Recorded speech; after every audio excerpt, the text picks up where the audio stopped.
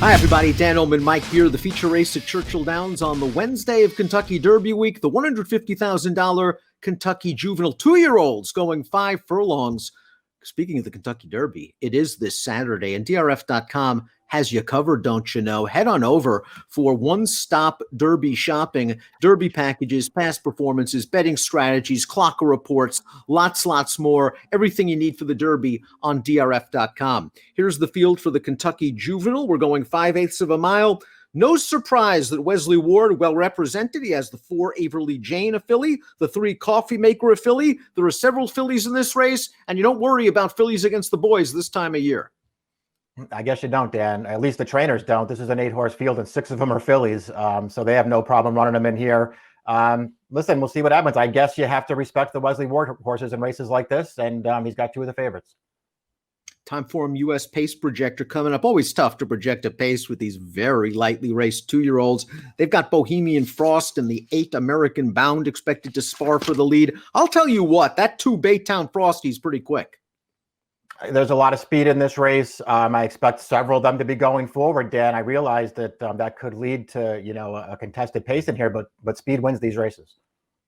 If the pace does fall apart, though, the 1 Bodie Bayou is expected to be last in the early portion of this race, and she's got some experience. She's already raced twice. She was second to American Bound, then she was second to Coffee Maker, so she has foundation for this start, Mike. Now she just needs to step forward a little bit. A fast pace would help. She's run okay in both of her starts. She hasn't gotten there first yet, but she's run okay both times. Her career debut when American Bound beat her, she had a little trouble at the start that day, Dan. I thought she had a pretty legitimate excuse that day when getting pinched back. Her second start, all she could do was chase Coffee Maker, but maybe this race will set up a little bit better for her. Here's one of the colts in the race, the 2 Baytown Frosty, winning in his second lifetime start. Let's watch that race right now for the second consecutive race. Baytown Frosty showed big early speed. This time he is able to hold on. He's got a little pedigree. He's by Frosted. He's a half to Wilkinson, who won the Lecompton Dirt, the American, a grade 2 race on turf. The Dam was grade 3 placed as a 2-year-old routing on turf. This horse was bought back for $50,000 at a Horses of Racing Age sale at Keeneland on Monday. I think he's run pretty well in both of his starts. He clearly has a lot of speed. I mean, he's shown good speed in both of his races. Then he's also gotten pretty tired at the end of both of his races. His first start, he was on fumes at the end, and a couple of horses came and got him. Even last time, though, when he got to the front, he was weakening at the end of that race, and he just held on. And a concern is there's going to be a lot of pace to pressure here or him early.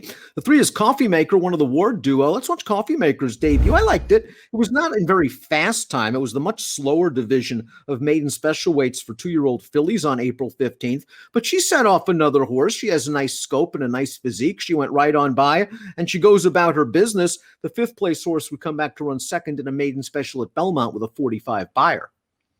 Yeah, I mean, listen, this horse ran fine in here. As you mentioned, it was much slower than the other division of these races. So, we'll see. I thought she did everything that she had to do in there. She probably going to have to run better than that against this field. Ward won the slower division with Coffee Maker and also the faster division with the 4 Avery Jane, a sister to Chattel, who won the Skidmore sprinting on turf at Saratoga as a 2-year-old. Let's watch Avery Jane's debut. This is how you want to see him win, though, right, Mike? I mean, she just sits right off the lead under Joel Rosario. She takes over at will, and she's merely breezing to the line. Yeah, this is a really impressive debut, maybe the most visually impressive of all the horses that are running back in this race, Dan. I mean, just settles it very quickly in the stretch, absolutely ridden out at the end. Rosario just taking a nice hold of her here. This is a very impressive debut. Obviously, you feel like this race is going to be a lot harder for her to win, but maybe she's this good. The story of the Keeneland meet for 2-year-olds wasn't Wesley Ward. For the first time in Lord knows how long, it was John Ennis.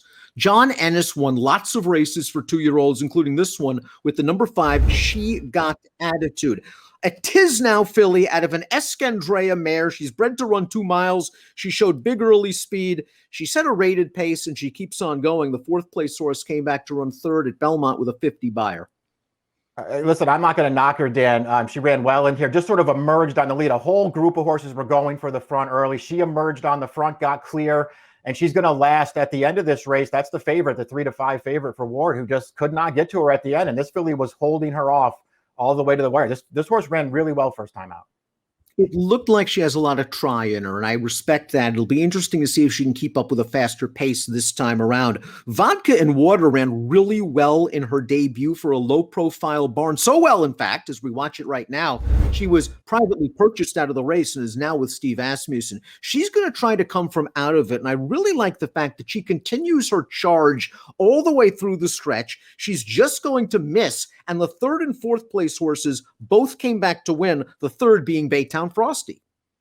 Yeah, it's Baytown Frosty on the lead right there, getting tired. The horse that Vodka and Water can't quite get to, and you saw he had to drift to the inside there to get clear. That horse is the even money favorite in the race. Horse took a lot of money in there. Vodka and Water almost ran him down despite having to go to the inside. This horse really ran first time out.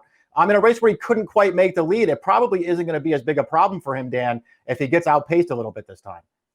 You could argue that if he didn't have to alter down inside, that one was going to go right by. Gets the right setup here. And again, now with Asmussen. Here's Bohemian Frost, another daughter of Frosted that looked good at Keeneland.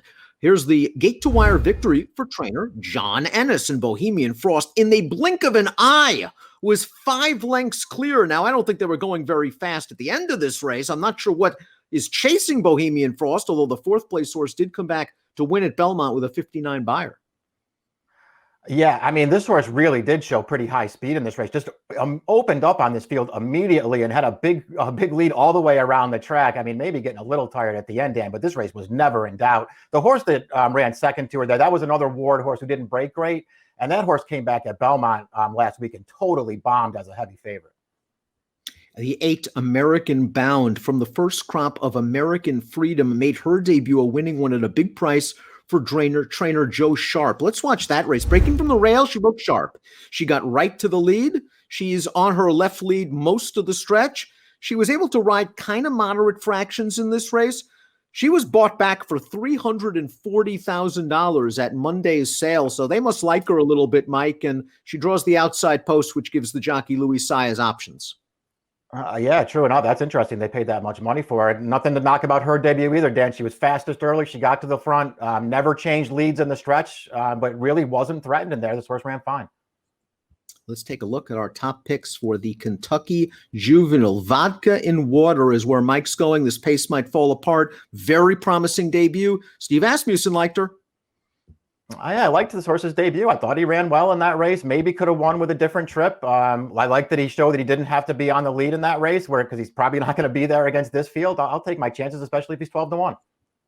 I just really liked what I saw from Avery Jane. I don't think I'm going to get much of a price on her, and this pace was likely going to be a lot faster than what she saw in her debut, but wow, I love the way she won it. The 8 American Bound, the $15,000 purchase, the $340,000 buyback, I'll use her second. 6481 for Mike, 4876 for me. It's the Kentucky Juvenile, the feature race at Churchill Downs on Wednesday. Good luck.